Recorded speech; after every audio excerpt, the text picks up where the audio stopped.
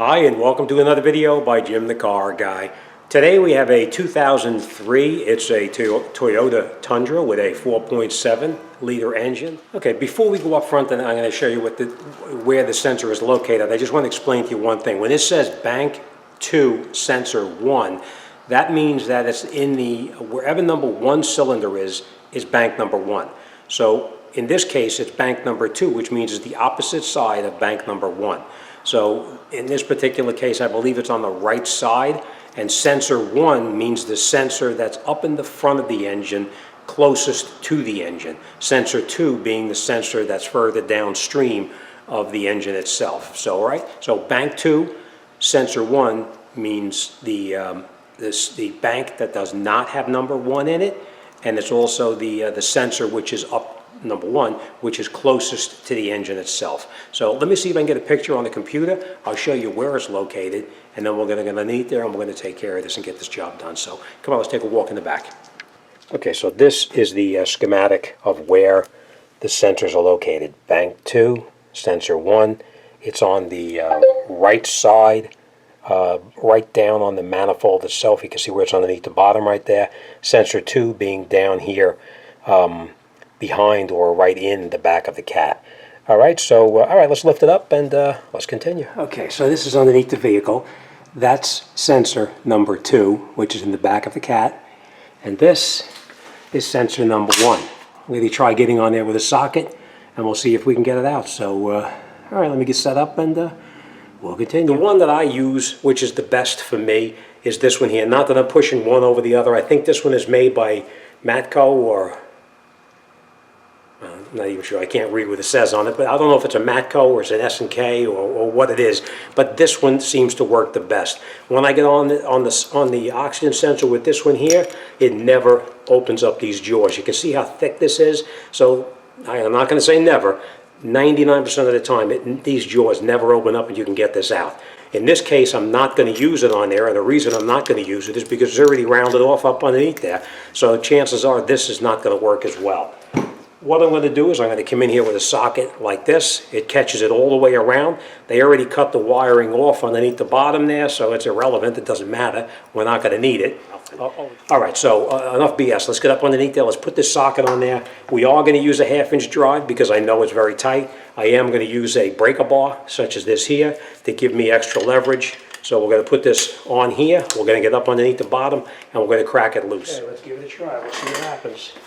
All right, so we're going to make sure we get our socket on there nice and tight, and then we'll crack it loose. Actually,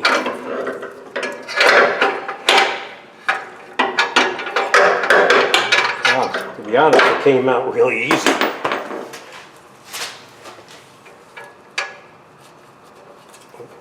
I think I might have spoken too soon.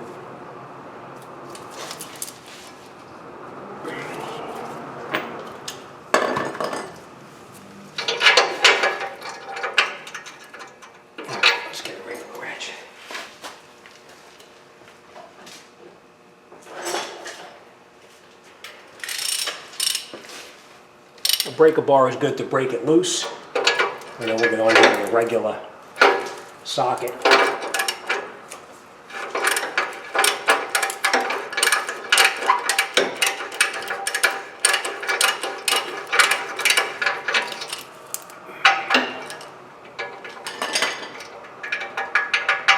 You just rock it back and forth. Sometimes you can get it out.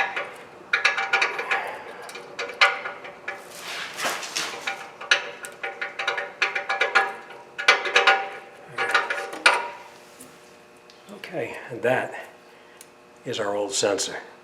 All right, let me unplug that harness now, and we'll see if the connector is going to work. Let's see if I can get the hand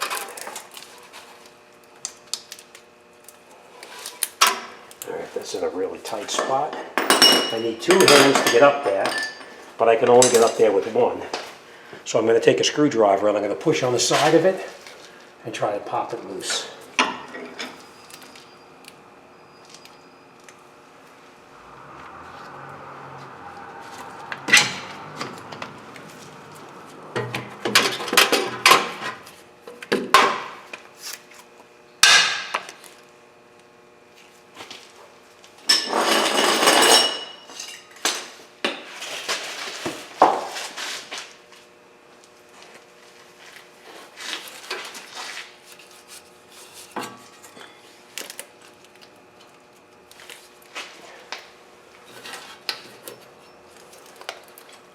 got to lower this down.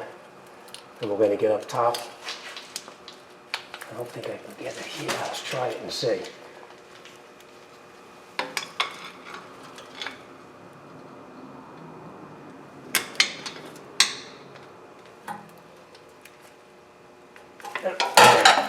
We're going to lower this truck down, and we'll take that sensor out from the top. Okay.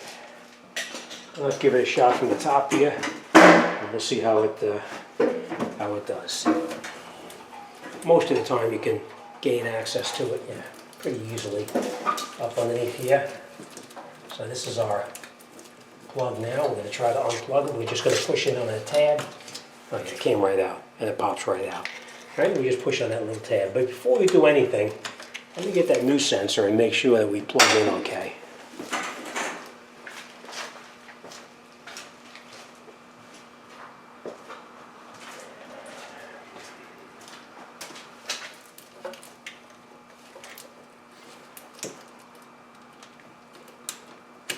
All right, it does plug in. So okay, so. Well, before you put an oxygen sensor in, always make sure you have the anti-seize or never seize on the threads right here. It makes it go in a lot easier. This one already has it, so we are going to screw this in by hand now as far as we can, and then we'll tighten it up.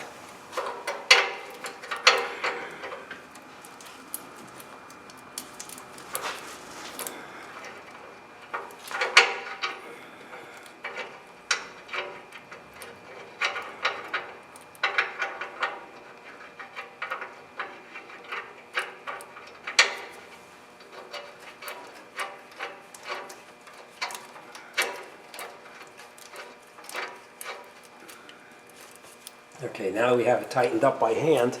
We're going to get up there with that socket that we have for the oxygen sensor, and we'll tighten it up.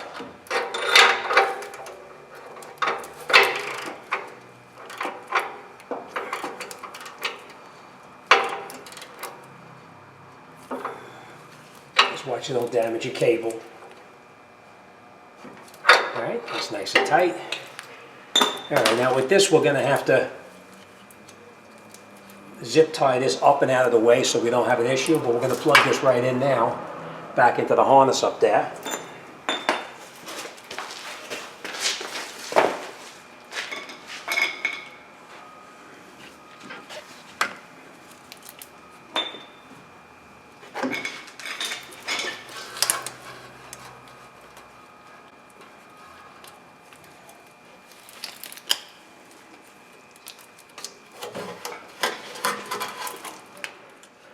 And we'll tie it up out of the way. Okay, so that's it. We got the sensor in. We zip tied the cable up and out of the way so it was not going to touch into the exhaust system. And like I said, would I do it on my own car? Absolutely not. All right, that's the old sensor. And you know, that's it. We're all set. So we're going to take it for a drive now. Now the customer does not want me to even turn the light off. He wants to just, I guess, do it himself or whatever. So I'm not even going to hook up to it and see what's going on with it. I'm going to lower it down, out the door, and on to the next one. All right, thanks for watching. As always, see you on the next one.